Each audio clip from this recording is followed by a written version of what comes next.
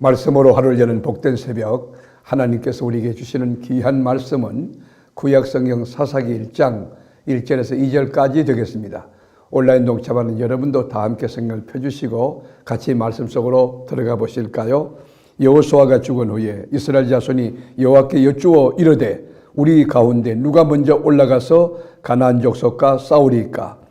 여호와께서 이르시되 유다가 올라갈지니라. 보라, 내가 이 땅을 그의 손에 넘겨 주었노라 하시니라. 아멘.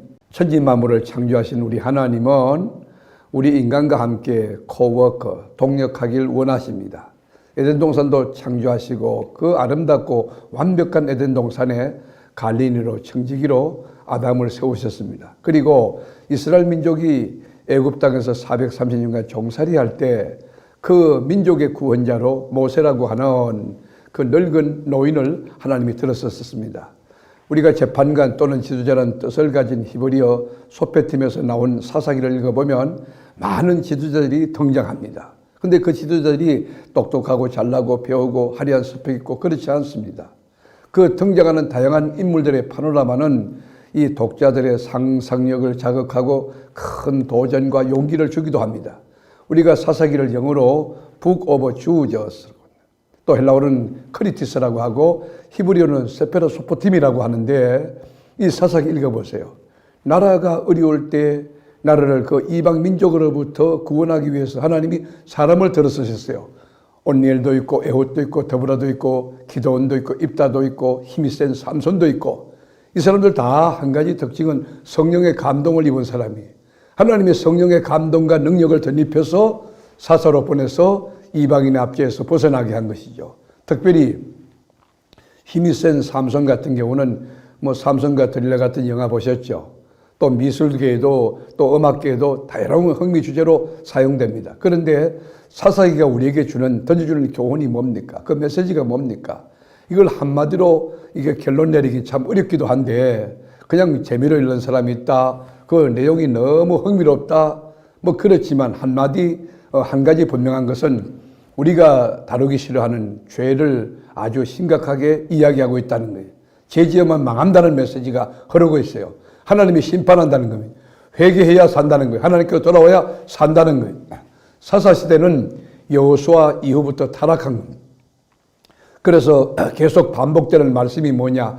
여호와의 목전에서 악을 행하여, 여호와의 목전에서 악을 행하여. 사람은 속일 수 있지만, 제도는 속일 수 있지만 하나님을 속일 수 없잖아요. 여호와의 목전에서, 여호와의 보시는 데서 악을 행하여. 그게 반복되는 거예요. 이 말은 하나님의 말씀이 없다는 거예요. 예배가 없고 기도가 없고, 그리고 하나님의 말씀이 갈수록 희귀해져 가고 이상 꿈이 보이지 않는 깜깜한 허감의 그런 시대를 의미하는 것입니다. 여러분, 우리가 사는 21세기 AI 인공지능 시대는 어떻습니까? 지금 우리가 그런 시대에 살고 있지 않습니까? 사사기 시대의 그 암울한 깜깜한 영적 암흑기를 우리가 지나고 있지 않습니까? 사사기를 통해서 인간들의 악한 민낯을 그대로 드러내는 인생 유전을 우리가 만날 수 있습니다. 우리 인간에게 희망이 없다는 거예요. 우리가 화려한 스펙을 가지고 대단한 같이 보여도 그 자체가 죄덩어리라는 거예요. 죄와 허물로 죽었던 존재라는 겁니다. 회개만이 살 길이다. 하나님께로 돌아와야 산다는 것입니다. 정복 전쟁의 영웅이었던 여호수아가 죽은 후에 곧바로 왕정시대가 시작되지 않았죠. 왕이 없는 400년의 시간을 침묵으로 보내고 난 뒤에 사사기 마지막에 왕이 없으므로 백성들이 아우성칩니다. 뭐라고 합니까? 자기 소견대로 행하였다 결론을 성경이 내리고 있죠. 21장 25절에 보면 그때에, 여러분 그때가 뭐예요? 여러분, 이 이스라엘에 왕이 없으므로 사람이 자기의 소견에 좋은 대로 행하였더라. 자기 마음대로 했다는 거예요. 하나님이 왕이 되지 않아요. 하나님이 주인이 되지 않아요. 자기 뜻대로, 자기 방식대로. 교회도 보면 신앙생활에 이런 어떤 원칙과 기본도 없어요. 하나님이 역사하지 않아요. 말씀이 없어요. 내 생각에, 내 뜻대로, 함부로. 그런 사람 하나만 있으면 교회를 어지럽게 하고 교회 공동체를 깨뜨리게 되는 것입니다. 다윗의 자손이신 왕 예수는 우리의 주인이십니다. 그분이 살아계셔서 가정을 다스리시고 나라를 다스리시고 교회의 주인이 될 때에 정말 행복한 것입니다. 애굽으로부터 이스라엘 민족이 출애굽해가지고 광야를 지나서 가나안에 들어왔다는 것은 우리가 영적으로 해석하면 예수를 믿고 회개하고 예수 믿기로 이제 첫 발을 디디는 신앙생활을 처음 하는 것입니다. 그러나 아직 여러분 걸어가야 될 날이 얼마나 많습니까? 영적 전쟁도 겪어야 되고 영적인 성장도 해야 되고 성숙도 해야 되고 얼마나 많은 훈련 과목이 있습니다. 그러나 아직도 세속적인 것을 벗어버리지 못하고 마음이 세상에 가 있는 그런 상태라고 하면 여러분 이 영적 전쟁이 얼마나 두렵고 또 지루하고 힘들 것일까요? 이것이 어쩌면 우리들의 신앙의 현주소가 아닌가 생각됩니다. 그러나 하나님은 이 꺼져가는 등불도 끄지 아니하시고 끝까지 간섭하고 이끌고 보호하고 역사한다는 것입니다. 여러분 이스라엘 민족이 가나안에 들어가서 그 가나안 땅을 다 정복하지 않았어요. 그런데 여호수아는 이제 죽었지, 정복되지 아니한 땅은 많지, 어떻게 할까? 그래서 여러분 그들이 고민하면서 하나님께 물어요. 뭐라고 묻습니까? 1절에 보면 여호수아가 죽은 후에 이스라엘 자손이 여호와께 여쭈어 이르되, 하나님께 여쭤보는 거예요. 우리 가운데 누가 먼저 올라가서 가나안 족속과 싸우리까? 여러분 고민하는 거예요. 누가 올라가서 싸울까? 먼저 누가 갈까? 그때 하나님이 유다 지파에게 앞장서라고 한다는 거예요. 여러분 선봉이 된다는 것은 위험합니다. 그 공격 1호가 될 수가 있고 죽을 확률이 높죠. 여러분 성공과 실패에 대해서 책임을 져야 하는 그런 자리죠. 유다가 베색을 정복하고 1만 명을 죽이게 돼요. 여러분 하나님의 일을 할 때 제가 먼저 하겠습니다. 제가 할게요. 여러분 유다 민족이 된다는 것은 굉장한 축복이.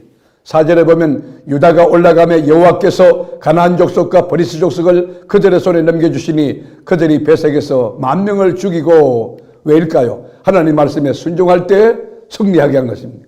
그래서 그들의 왕을 잡아가지고 여러분 엄지발가락을 자르고 엄지손가락을 잘라버립니다. 왜냐하면 여러분 이 엄지발가락을 자르면 뛰지 못하죠. 엄지손가락 여러분 자르면 무기를 잡지 못하잖아요. 다시는 전쟁할 수 없도록 만든 거예요. 여러분 이런 악한 일을 70명이나 되는 많은 왕들에게 일을 행한 것입니다. 그리고는 여러분 사람이 그래도 이 적진의 왕이라 할지라도 대우를 해야 되는데 예우해야 되는데 그렇지 않아요. 이 굶겨놨다가 상다리 밑에다가 이 밥을 갖다 던져놓으면 이 개처럼 짐승처럼 그 밥을 받아 먹고 있는 거예요. 그러나 여러분 그거는 잘못된 것이죠. 7절에 보시겠습니다.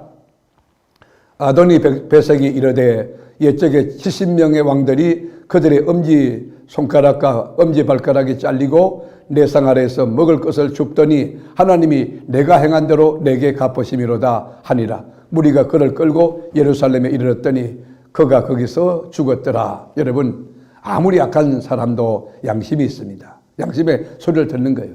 아 이렇게 하면 내가 망하겠지. 하나님께서 심판하시겠지. 결국엔 지옥 가겠지. 그 여러분이 영적인 깨달음이 있다는 거예요. 베색은 여러분 예루살렘에 끌려가서 거기서 죽임을 당합니다. 유대는 베색에 의해서 예루살렘과 헤브론도 정복을 했습니다. 그 후에 예루살렘 남쪽 지역에 있는 산악지대, 아주 강팍한 그런 지역에 평지에 살고 있는 가나안 사람들과도 계속 전쟁을 치르고 더 전쟁을 치릅니다. 그러나 유다 지파가 어떤 연고인지 피곤해서 그런지 두려워서 그런지 싸움을 완벽하게 제대로 끝내지 아니하고 대충 마무리했다는 것이 사사기의 배경이고 이야기가 되는 것입니다. 여기에 깊은 교훈이 있어요. 우리가 하나님 앞에 회개할 때 철저히 회개하는 것.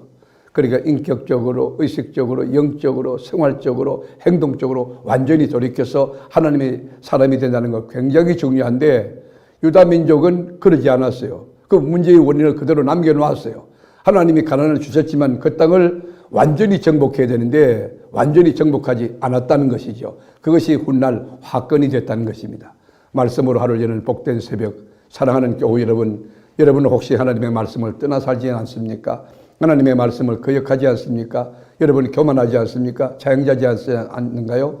또 하나님 앞에 회개한다 하지만 철저히 회개하여 그 지었던 죄를 다시 짓지 않는 그런 아주 성결하고 거룩하고 경건한 그리스도인이 되어야 되는데 그렇게 살고 있지 않는 우리의 모습은 아닌가요? 하나님께 회개하고 돌아와야 산다는 거 우리가 사사기 통해서 메시지로 받았습니다. 말씀으로 하루 여는 복된 새벽, 사랑하는 교우 여러분, 오늘도 주님 안에서 말씀 딱 붙들고 그 말씀에 순종하여 말씀을 믿고 그리고 신앙을 고백하며 오늘도 주님과 함께 승리의 삶을 살아가는 복된 역사가 있기를 주님의 이름으로 축복합니다. 기도하겠습니다. 하나님, 오늘도 우리 앞에 영적 전쟁, 가나안 족속을 물리치고 이겨야 될 많은 영적 전쟁이 있을 텐데 먼저 나 자신을 쳐서 십자가로 복종시키고 그리고 마귀와 사탄과 그리고 세상을 이길 수 있는 저희들 되게 하옵소서. 오늘도 말씀 붙들고 주님 안에서 주님과 함께 복된 길을 걸어가는 저희들 되기를 원하옵고 예수님의 이름으로 기도드립니다. 아멘.